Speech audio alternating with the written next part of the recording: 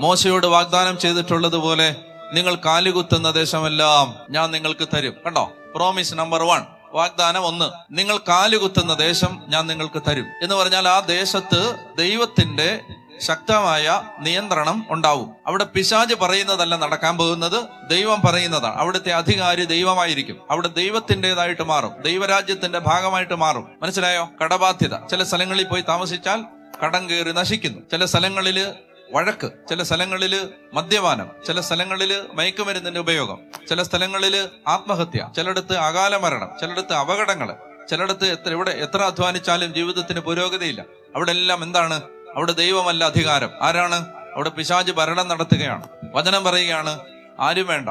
നിങ്ങൾ ലോകത്തെ ഏറ്റവും വലിയ എക്സോർസിസ്റ്റിനെ, ഏറ്റവും വലിയ പിശാച് പിടുത്തക്കാരനെ കൊണ്ടുവന്ന് ബഹിഷ്കരിക്കാൻ പോകണ്ട. പറയുകയാണ്, നീ കാലുകുത്തിയാൽ ആ ദേശം ഞാൻ പിശാചിന്റെ കയ്യിൽ നിന്ന്